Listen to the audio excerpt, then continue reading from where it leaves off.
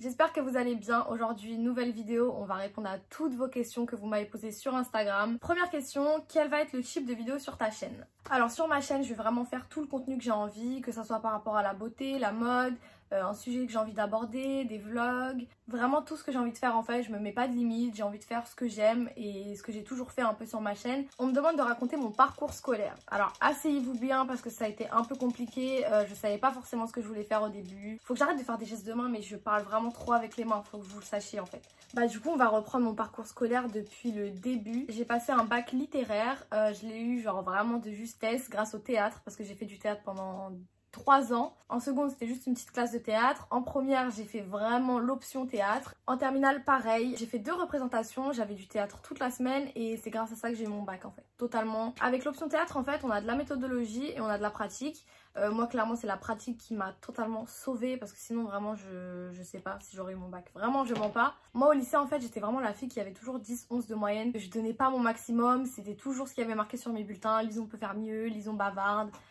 Oui, Lison bavarde énormément en cours. Au lycée, il y avait quand même des cours qui m'intéressaient, du genre la philosophie, l'anglais, j'aimais bien, enfin ça dépendait de la prof aussi. Et malheureusement, moi je marche au prof, ça veut dire que vraiment s'il n'y a pas moyen, il n'y a pas moyen en fait. J'étais pas très investie, à part en théâtre, du coup on a vraiment dû s'investir, on a fait un voyage, etc. C'était vraiment trop bien. Et franchement, le théâtre, c'est vraiment quelque chose que je kiffe, enfin c'est, je sais pas, c'est satisfaisant. Sinon, je crois que j'ai commencé à réviser le bac une semaine avant, un truc comme ça, et franchement, je suis pas fière. Une fois que j'ai passé mon bac, je savais pas du tout quoi faire. Je me suis inscrite sur APB. Au début, je voulais faire un BTS communication.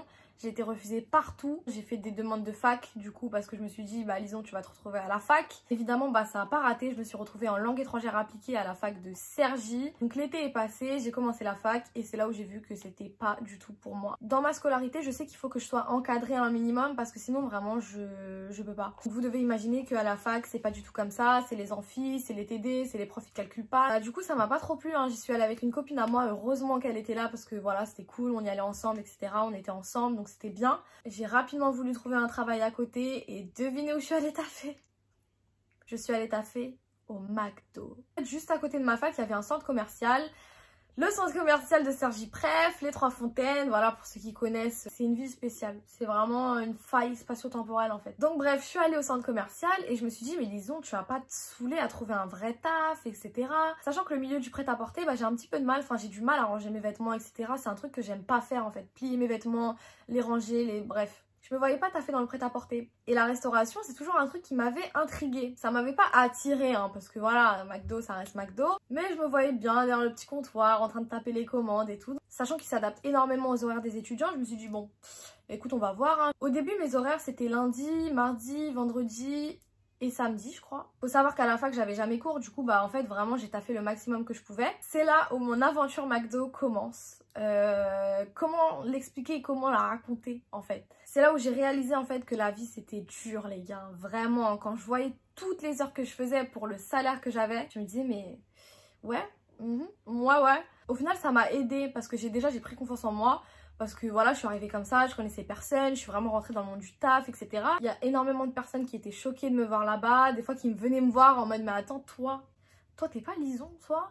Et vraiment, quand je vous dis, il y a énormément de personnes qui m'ont reconnue à la caisse. Il y a même une meuf, un jour, elle est venue voir mon manager et elle lui a dit mais attends, c'est pas Lison Gianni?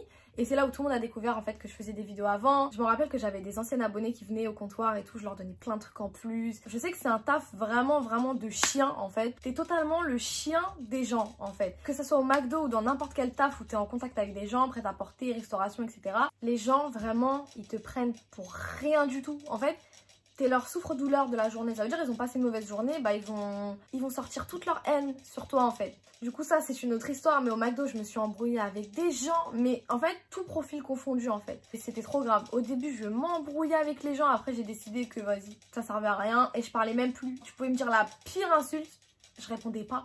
Je disais ah viens s'il te plaît mon collègue, tout ça, va t'occuper d'elle s'il te plaît. Et j'allais m'occuper d'autres choses. Mais bref, il y a énormément de choses à raconter sur cette aventure McDo. Donc si vous voulez que je vous fasse des story time, etc. Tous mes potes ils connaissent les story time. Tellement des fois il y a des trucs qui sont mais je comprends pas en fait. J'avais la fac, McDo en parallèle, j'ai lâché la fac totalement. J'ai totalement abandonné, ça m'a saoulée, je pouvais plus. Je me sentais mais pas bien là-bas. J'aimais bien ce que j'étudiais parce que j'étudiais les langues, etc. Mais c'était pas J'aimais pas, du coup j'ai totalement lâché la fac. Je me suis mise à plein temps au McDo. Je voulais pas faire de rentrée décalée ou quoi. Du coup je me suis dit bon Lison, tu taffes au McDo, tu fais une année où tu taffes, au moins tu fais de l'argent, etc. Et tu reprends tes études. C'est pas quelque chose qui me bloque de me dire ok je touche à l'argent mais après je vais devoir recontinuer mes études, etc. Non. J'ai eu une période assez compliquée où je ne savais pas du tout où je voulais aller en fait dans le futur. Je savais que je voulais faire des études, je savais pas dans quoi. J'étais vraiment dans une période de questionnement, je me posais énormément de questions, je savais pas forcément où je voulais aller. J'ai taffé au McDo pendant 9 mois et à la rentrée suivante, du coup la rentrée 2018, j'ai trouvé une école de communication, donc c'est une petite école dans le 17e. Il s'est passé beaucoup de choses aussi dans cette école, j'ai l'impression que j'y étais pendant 10 ans en fait. J'ai fait un BTS communication, alors pourquoi un BTS communication ? Parce que pour moi c'était vraiment large. En fait j'y suis allée en mode bah je sais pas mais j'y vais hein. Mais par la suite j'ai découvert tous les métiers de la communication etc. Ça m'a beaucoup intéressée. Les cours que j'avais étaient intéressants, j'avais une bonne moyenne, j'étais sérieuse, j'étais studieuse. C'est pour ça que je vous dis que même si vous êtes un peu perdu au lycée, si vous savez pas forcément ce que vous voulez faire, si vous n'avez pas des bons résultats etc. Désespérez pas, vraiment, vous allez trouver, c'est sûr. Il y a certaines personnes, ça prend plus de temps, etc. Mais moi, je sais que le BTS communication, bah, ça m'a énormément plu dans ce que je faisais et dans mes cours, etc. On avait des projets, on avait des dossiers. Vraiment, on apprenait à faire énormément de choses, même à faire du Photoshop, du InDesign. Enfin, ça m'a vraiment énormément intéressée, malgré le fait que l'école était quand même un peu... D'ailleurs, si ça vous intéresse une vidéo sur le BTS communication, bah, n'hésitez pas à me le dire. Franchement, j'ai plein de choses à dire là-dessus, donc dites-moi. Quand vous êtes en initiale, vous devez valider par un stage, plusieurs périodes de stage, plusieurs semaines, pardon. Pour trouver un stage, ça a été hyper compliqué. J'ai cherché dans l'Île-de-France, j'ai cherché dans les Hauts-de-France. J'ai cherché vraiment partout jusqu'au moment où je retombe sur le Insta de quelqu'un. Je suis tombée sur le Insta de Josh. Alors, qui est Josh? C'est le directeur d'une agence d'influence qui s'appelle Studio 71 et grâce à eux, j'ai pu faire mon stage là-bas. Je le connaissais d'avant, en fait, on avait déjà fait un projet. Il m'avait invité dans une vidéo Pancakes. On avait fait 2 vidéos, elles sont toujours disponibles sur YouTube. Je vous conseille pas d'aller les voir parce que sincèrement, j'ai honte de moi dans cette vidéo, c'est horrible. Je suis là. Mais je suis pas là en fait. J'étais stressée, j'avais peur, j'étais pas bien. J'ai pas décroché un mot de la vidéo. Enfin vraiment cette vidéo elle est trop drôle. Donc j'ai continué mes recherches de stage et j'ai toujours pas trouvé. Du coup je me suis adressée à lui. On s'est vu et il m'a dit y a pas de problème, je te prends en stage etc. Donc j'étais trop contente. Pour moi c'était le meilleur stage auquel j'aurais pu penser en fait. C'était dans une agence d'influence. J'avais des tournages toute la journée, des projets, des collaborations, des... J'ai fait 2 énormes dossiers sur 2 collaborations que vous avez peut-être vu passer en plus parce que c'était des trucs vraiment gros. C'était Yop You Can et Zalando Beauty. J'ai passé 2 ans à reconstruire le projet, etc. en fonction des compétences, etc. Enfin, c'était cool, c'était un sujet qui m'intéressait. Donc c'est pour ça aussi que je me suis vraiment mis dans mes cours, que j'étais sérieuse, que j'avais une très bonne moyenne. Je vous jure les gars, j'ai eu un bulletin. Mais le bulletin de ma life, j'ai jamais eu un bulletin comme ça genre. Grâce à eux, en plus de ça, j'ai pu vivre des expériences mais incroyables. Vraiment, j'ai fait plein de choses, que ce soit des tournages, que ce soit des voyages, parce que je suis partie à Cannes aussi pour les Energy Music Awards. Vraiment, ils m'ont permis de faire beaucoup de choses. Ça m'a vraiment fait évoluer, ça m'a vraiment fait grandir. Je les ai déjà remerciés, de toute façon, ils savent tout. C'est en partie grâce à eux que j'ai vraiment su grandir aussi, parce que au niveau de l'organisation, au niveau du taf, enfin vraiment, j'étais en entreprise quoi. Donc voilà, j'ai fait des petites erreurs. Mais dans l'ensemble, tout s'est très bien passé. Ça m'a fait trop plaisir de taffer là-bas, vraiment. Comment as-tu fait pour prendre confiance en toi, te connaître et tout ça? Bah, je pense que c'est au fur et à mesure des expériences que tu arrives à te connaître, au fur et à mesure de ce que tu vis, des personnes que tu rencontres. J'ai pris confiance en moi et ça c'est normal, c'est le développement, etc.